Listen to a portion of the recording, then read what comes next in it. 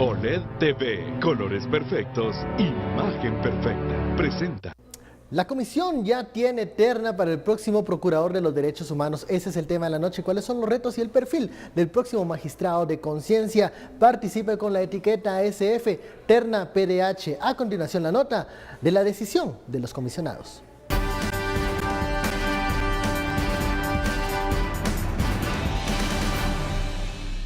Augusto Jordán Rodas, Claudia López y Ricardo Alvarado son los últimos candidatos que competirán por ser electos como procurador de los derechos humanos. Así lo definió la comisión que llevó el proceso. La integración de la terna generó dudas en algunos diputados. Por unanimidad incluyeron a Rodas con 13 votos, López obtuvo 11 y Alvarado 7, pero algunos congresistas aseguran que este último no debía ser incluido porque la mayoría se definía con 8. A mi criterio personal, la mitad más 1, que es lo que pide la ley, es 8 y no 7 votos. Entonces, cuando quise que se quedara en acta fue cuando comenzaron la discusión. La presidenta de la comisión dijo que previo a votar se había acordado la forma en que se definiría la integración de la terna. Organizaciones de derechos humanos criticaron a la comisión por la forma en que se realizó el proceso. Una vez yo ya conozco los expedientes y realizo después cómo evalúo estos expedientes, puede generar efectivamente esa suspicacia y puede dejar elementos y criterios que debiesen de ser valorados de muchos de los candidatos y candidatas. Ahora el Pleno deberá decidir entre estos 3 candidatos quién será el próximo procurador de los derechos humanos, aunque el proceso podría detenerse por un amparo pendiente de resolver en la Corte de Constitucionalidad. LG OLED TV, colores perfectos, imagen perfecta. Presentó.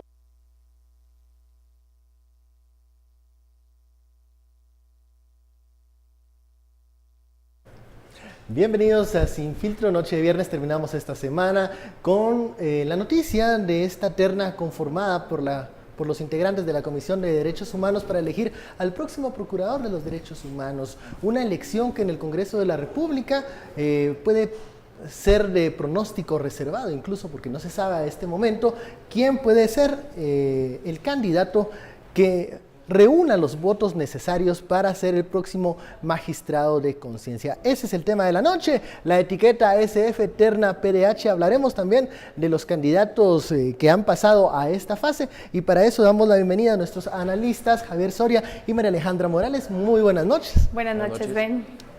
Una noche con mucha lluvia y mucho tráfico, pero sí, aquí estamos en punto para hablar de este tema. La importancia de esta nueva fase que se iniciará el lunes, en donde ya con una terna se inician los cabildeos para ver quién va a ser el próximo procurador de los derechos humanos y cuál es el objetivo que no debemos de perder en esta elección, María Alejandra.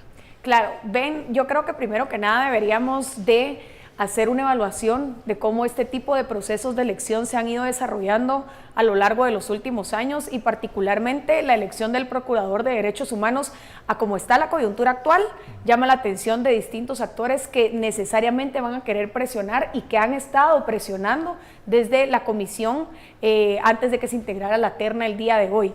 Vamos a tener que evaluar cómo en este tipo de procesos en realidad el elemento político no se puede eliminar.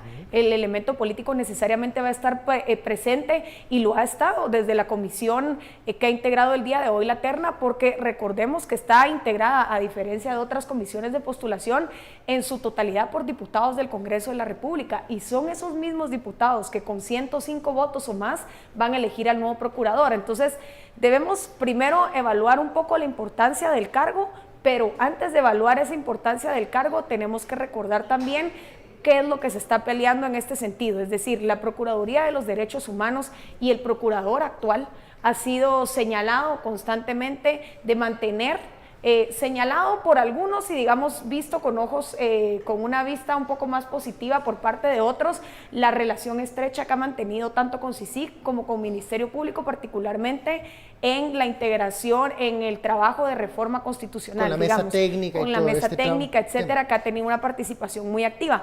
Pero esto no es muy bien visto por todas las partes y no todas las partes necesariamente quieren un procurador que tenga una relación estrecha con estas organizaciones. Digamos, no es un concurso de popularidad. No es un concurso de popularidad exactamente, sobre todo porque tenemos sobre la mesa en este momento casos que atienden específicamente al trabajo de la Procuraduría, y no solo hablo de las reformas constitucionales, sino también de lo ocurrido en el Hogar Seguro Virgen de la Asunción, que no creo que vaya a definir las líneas en gran medida, porque muchas veces estas decisiones no son necesariamente técnicas, sino políticas, pero que sí va a ir trazando algunas líneas de hacia qué candidatos podrían inclinarse las distintas bancadas dentro del Congreso. Hasta a qué candidato pudiese ser favorecido por esta coyuntura también. El objetivo que no se debe perder en esta próxima elección, ya con una terna planteada, en donde, bueno, se menciona a la procuradora adjunta Claudia López David, que también integra esta terna, digamos, pasa a la siguiente etapa. ¿Cuáles son los objetivos que no se deben pasar por alto, Javier? Del nuevo de procurador. De esta nueva etapa, porque ya luego del trabajo de la comisión pasamos ya a algo que yo creo que sí es puramente político. Aquí no hay una tabla de gradación. Entonces, ¿cuál es, en dónde hay que poner la atención y dónde están los puntos rojos en esta nueva etapa que inicia el lunes? Bueno, yo creo que en medio de lo que había, la comisión hizo un buen trabajo. Realmente sorprende a algunas personas.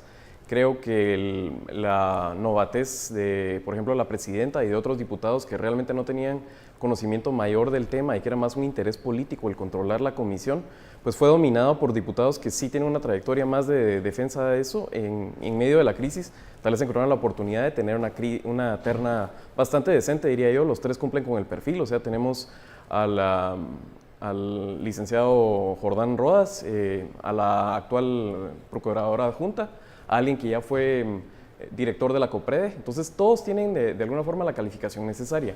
¿Y dónde va a estar el peligro de la elección? Yo creo que al final de cuentas eminentemente política va a ser la decisión. O sea, las personas que han dicho que esto no tiene que ser político, que el PDH no tiene las calidades políticas, pues sale electo realmente de un cuerpo eminentemente político como va a ser el Congreso de la República. El reto va a ser para el que salga electo de marcar una independencia de las personas que lo han elegido, sobre todo del Congreso, de la calidad de integrantes que lo tenemos y un Congreso tan cuestionado. Por ejemplo, Javier, en esta etapa se quedó en el camino Nery Rodenas, que algunos veían como un candidato con mucha carga ideológica y que eso en algún momento podría causar una polarización, que ya lo hemos visto en el Congreso al momento de elegir los votos. ¿Fue positivo que no llegasen ese tipo de candidatos a esta última etapa? Yo creo que más que verlo en términos de valores, de positivo o negativo, en este caso se entiende la naturaleza política. Cuando uno ve, por ejemplo, ahí a un unionista que tenía efectivamente ahí una presencia, y a sus aliados, como podía ser los diputados del PAN, de Fuerza, ahí se ve la naturaleza política. Efectivamente, Nery Rodenas tenía una trayectoria donde en algún momento estuvo involucrado en la Comisión de Esclarecimiento Histórico, en medio del gobierno del PAN, y entonces todo eso son componentes políticos que obviamente se arrastran en el tiempo. Entonces ahí es donde podemos ver ese tipo de cosas. Yo creo que más que positivo o negativo, lo que nos recuerda es que esta elección sí es política. Es política, pero debe ser ideológica en algún momento por el matiz que tiene alrededor de sí la Procuraduría de los Derechos Humanos. No puede, que no escapa también de esa digamos, categoría ideológica, porque muchas veces se lo quieren ligar más a la izquierda que a la derecha, claro, el trabajo que hace el magistrado de conciencia. Sí. Yo considero, Ben, que es necesario aclarar una cuestión, y es que los derechos humanos, la defensa de los mismos, no debería de tener ideología. Es decir, defender cuestiones básicas como el derecho a una vida digna, el derecho a la educación, el derecho al trabajo, el derecho a la salud, que son derechos humanos, no debería ser una cuestión que pudiéramos medir en el espectro ideológico. Es decir, la defensa de los derechos humanos no puede medirse de izquierda a derecha, y un procurador no lo debería de hacer nunca, porque el procurador debería de mantener en todo momento una postura absolutamente imparcial, independientemente de si al día de hoy cualquiera de los candidatos que ya integran la terna posee afinidad con alguna ideología. Este tipo de ideologías pues sirven para trazar mucho el camino de los proyectos que pudieran emprenderse en el futuro, pero no deberían de ser determinantes a la hora de ejercer el cargo. A lo que me refiero es que el procurador no puede verse sesgado a la hora de definir a quienes se defienden a quienes se le otorgan derechos humanos y a quienes no. Los derechos humanos son iguales para todos los ciudadanos y desde luego que una ideología no debería interferir en este proceso. Yo creo que al día de hoy dentro del Congreso de la República, probablemente en la comisión que se encargó de integrar esta terna, pues sí sonaban mucho algunas voces acerca de candidatos que podrían irse un poco más hacia la izquierda, otros que pudieran estar más hacia la derecha, pero la decisión que se va a tomar en el seno del legislativo cuando se agende la sesión no debería depender en realidad de cuál es la ideología de estos candidatos, sino de la idoneidad que posean para ejercer el cargo. Bueno, vamos a la primera pausa de la noche, la etiqueta SF. Terna PDH, seguiremos profundizando en este proceso de elección que ya en los próximos días en el Congreso de la República comenzará a tomar forma y veremos cuáles son las alianzas de los señores diputados. Volvemos luego de la pausa.